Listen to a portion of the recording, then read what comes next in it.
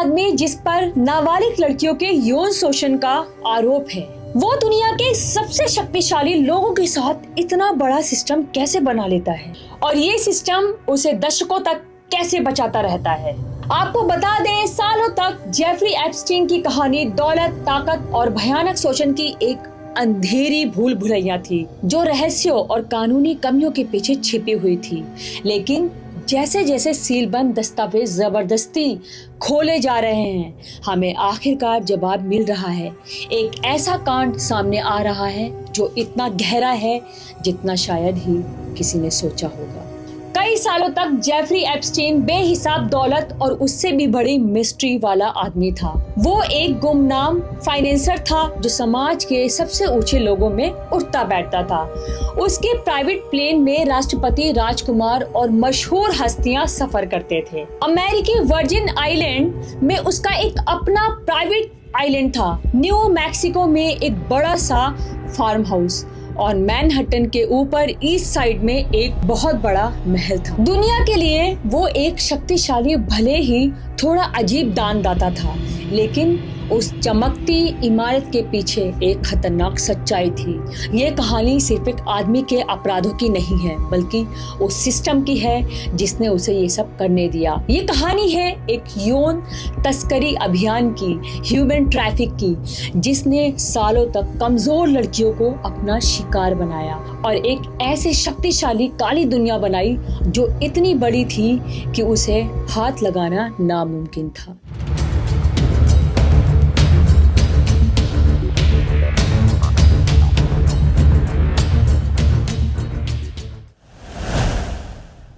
Jeffrey Epstein का sex traffic gang just एक machine की तरह था और ये बहुत ही घिनौनी एक्यूरेसी में चलता था। 1990 के दशकों के मिड से लेकर कम से कम 2005 तक और कुछ आरोपों के अनुसार उसके बाद भी सालों तक एप्स्टीन और उसकी मुख्य साथी घिस्लीन मैक्सवेल ने शोषण का एक पिरामिड तंत्र बनाया। मैक्सवेल एक ब्रिटिश सोशलिस्ट जिसकी कॉन्टेक्ट बुक में बड़े बड़े नाम थे, इस अभियान की मुख्य भर्ती करता थी।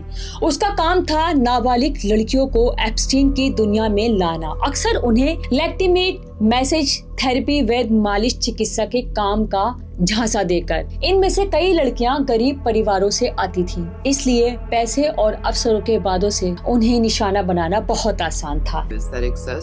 The people that know they exist, I'm sure are very frightened of them being released. Epstein की शिकार हुई लड़कियों की कहानियां इस त्रासदी का मानवीय पहलू है। एक महिला ने गवाही दी है कि मैक्सवेल ने उसका विश्वास जीतने के लिए उसे सगी बहनों जैसा बर्ताव किया। Ghislaine escorts me to Jeffrey's room and he's lying there and he goes, "Well, here, sit down," and so right next to him. And then Ghislaine sits on the other side and they began assaulting. और जब शोषण शुरू हुआ तो उसे मामूली बताने लगी। एक और पीड़िता ने ग्रेट ज्यूरी को बताया कि वो सिर्फ 16 साल की थी जब एप्स्टीन ने उसे सो कॉल्ड सेक्सुअल मैसेज के लिए काम पर रखा था। इसके बाद उसने अपनी पीड़ितों को ही रिक्रूटर बना दिया। उसने बताया, हर लड़की जिसे मैं उसके पास लाती थी वो मुझे $200 देता था। इससे शोषण का एक ऐसा जाल फैल गया जिसमें 14 साल तक की लड़कियों को एप्स्टीन की न्यूयॉर्क, फ्लोरिडा, न्यू मैक्सिको और उसके निजी आइलैंड लिटी सेंट जेम्स की संपत्तियों में फंसा लिया। ये सिर्फ अलग अलग अपराध नहीं थे, ये एक ऐसा सोचा समझा आपराधिक एफर्ट था। 2005 तक ऐसा लगा कि एप्स्टीन के लिए रास्ते बंद हो रहे हैं। पाम बीच, फ्लोरिडा में जांच तब शुरू हुई जब एक 14 साल की लड़की के परिवार ने रिपोर्ट की कि एप्स्टीन के महल में उसके साथ दुर्व्यवहार हुआ था।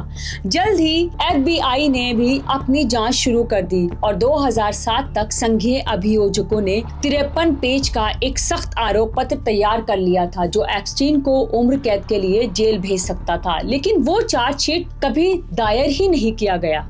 लेकिन क्यों? इसके बजाय उस वक्त के अमेरिकी अटॉर्नी अलेक्जेंडर अकोस्टा ने एक ऐसी डील करवाई जिसे आधुनिक अमेरिकी इतिहास के सबसे विवादास्पद याचिका समझौते में से एक कहा जाता है। 2008 का अभियोजन मुक्त समझौता यानी प्रोसिक्यूशन फ्री एग्रीमेंट हैरान कर देने वाला नरम था। एप्स्टीन ने सिर्फ 2 राज्य स्तरीय वैश्यवृत्ति के आरोपों में अपना जुर्म कबूल किया, जिनमें से एक नाबालिग से जुड़ा था। उसने काउंटी जेल में सिर्फ 13 महीने काटे, जिसमें उसे काम के लिए रिहाई की सुविधा भी मिली, जिसके तहत वो दिन के 12 घंटे हफ्ते के 6 दिन अपने कार्यालय में रह सकता था। अब सबसे चौंकाने वाली बात ये थी कि इस सौदे ने न सिर्फ एप्स्टीन को बल्कि उसके सभी सहायक कॉन्स्पिरेसी रचने वाले यानी साथी आरोपियों को भी संघीय अभियोजन से छूट दे दी। इसने उसके तंत्र के खिलाफ चल रही बड़ी फेडरल जांच को भी प्रभावी ढंग से बंद कर दिया। पीड़ितों को इसके बारे में कभी बताया ही नहीं गया, जो उनके अधिकारों का घोर उल्लंघन था। सालों बाद जब उनसे इस फैसले के बारे में पूछा गया तो खबरों के मुताबिक अकोस्टा ने दावा किया कि उन्हें बताया गया था कि एप्स्टीन खुफिया तंत्र से जुड़ा था और उनके वेतन ग्रेड से ऊपर था। एक तरह से न्याय देने से साफ मना कर दिया गया था। अपनी इस नरम डील के बाद भी सालों तक एप्स्टीन दुनिया के अमीर और ताकतवर लोगों से अपने संबंध बनाता रहा। उसकी बदनाम कॉन्टेक्ट बुक में वर्ल्ड पावरफुल लोगों की लिस्ट थी, जिसमें अमेरिकी के पूर्व राष्ट्रपति बिल क्लिंटन और डोनाल्ड ट्रंप और ब्रिटेन के प्रिंस एंड्रयू जैसे नाम शामिल थे। हालांकि एप्स्टीन से जुड़े कई लोगों पर किसी गलत काम का आरोप नहीं है, लेकिन इन संबंधों ने उसे एक वैलिडिटी का मुखौटा पहनाया, जिसने उसके कामों को छिपाने में मदद की। 2024 की शुरुआत में सामने आए दस्तावेजों ने इस नेटवर्क के फैलाव को और भी उजागर कर दिया। ये डॉक्यूमेंट विक्टिम वर्जीनिया ग्रिफिथ द्वारा घिस्लीन मैक्सवेल के खिलाफ दायर किए गए एक मुकदमे का हिस्सा थे। इन फाइलों में पहले सार्वजनिक जानकारी के साथ साथ नई जानकारियां भी थीं, जिसमें कई सार्वजनिक हस्तियों का जिक्र था। एप्स्टीन के सर्कुलर की एक साफ तस्वीर सामने आई। एप्स्टीन की काली ताकत उसके निजी द्वीप लिटिल सेंट जेम्स से ज्यादा कहीं और नहीं दिखती थी। स्थानीय लोग इसे पीडोफाइल आइलैंड, बाल यौन शोषण द्वीप कहते थे और ये उसके शोषण का केंद्र था। चश्मदीदों ने हाई स्कूल की उम्र की लड़कियों को उसके प्राइवेट प्लेन से आते हुए देखने की बात कही, लेकिन सालों तक अधिकारियों ने इस गतिविधि को बड़े पैमाने पर नजरअंदाज किया। ये द्वीप एप्स्टीन की निजी जागीर थी, एक ऐसी जगह जो लोगों की नजरों से दूर थी, जहां कानून का राज चलता हुआ नहीं लगता था। My personal opinion about that is, money, power, and I think that there was a lot of people involved in this. 6 जुलाई 2019 को आखिरकार वक्त खत्म हो गया। जब वो पेरिस से लौट रहा था, तब फेडरल एजेंट ने जेफरी एप्स्टीन को न्यू जर्सी के टैट्रोबोरो हवाई अड्डे पर गिरफ्तार कर लिया। इस बार आरोप संघीय थे, सेक्स ट्रैफिक एंड कॉन्स्पिरेसी। पूरी दुनिया देख रही थी, ये मानकर कि जस्टिस जो इनके समय से रुका हुआ था आखिरकार मिलने वाला है। लेकिन सिर्फ 1 महीने बाद 10 अगस्त 2019 को एप्स्टीन मैनहट्टन की एक फेडरल जेल में अपनी कोठरी में मृत पाया गया। मौत का आधिकारिक कारण आत्महत्या बताया गया, लेकिन खराब कैमरे और सोए हुए गार्ड जैसी परिस्थितियों ने कई तरह की अफवाहों और संदेह को हवा दी। एप्स्टीन के जाने के बाद जवाबदेही की लड़ाई उसके साथी आरोपियों की तरफ मुड़ गई। जुलाई 2020 में घिस्लीन मैक्सवेल को गिरफ्तार किया गया।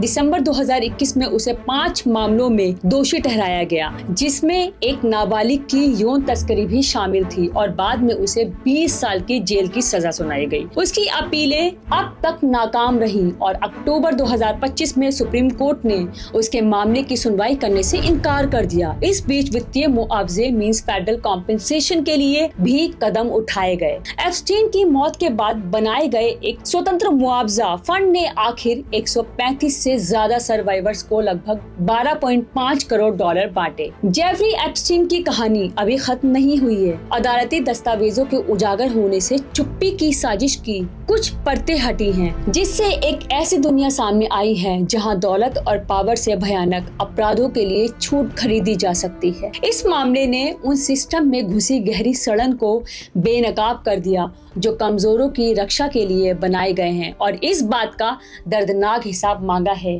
कि पावर का दुरुपयोग कैसे हो सकता है। पूरी ट्रांसपेरेंसी के लिए लड़ाई जारी है, जिसे पीड़ित और कानून निर्माता आगे बढ़ा रहे हैं, जिसका तर्क है कि जब तक राज दफन है सच्चा न्याय नहीं हो सकता। जैसे जैसे हम इन खुलासों को समझते जा रहे हैं, इस मामले की सबसे जरूरी विरासत यानी सर्वाइवर्स की बहादुरी है। उनके चुप ना रहने के फैसले ने एक ताकतवर आदमी और उसके मैकेनिज्म को घुटनों पर ला दिया। जस्टिस के लिए उनकी ये खोज एक जोरदार याद दिलाती है कि कोई भी चाहे कितना भी अमीर या सिस्टम के पावर से जुड़ा हुआ क्यों ना हो, कानून से ओपन नहीं होना चाहिए। पूरी कहानी अभी तक सार्वजनिक नहीं हुई है और दुनिया अब भी जवाब मांग रही है। अब ये सोचना है कि क्या सिर्फ वही लोग टेररिस्ट हैं जो मासूम लोगों की जान लेते हैं, या वो लोग भी हैं जो मासूम बच्चियों के साथ गलत करते हैं। और इन फाइल्स ने सब कुछ रिवील कर दिया है कि दुनिया के सबसे ताकतवर देश के प्रेसिडेंट और कुछ पावरफुल लोग नरक में भी रहने के लायक नहीं हैं।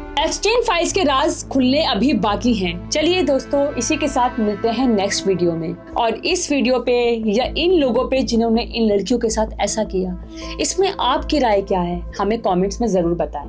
जय हिंद दोस्तों।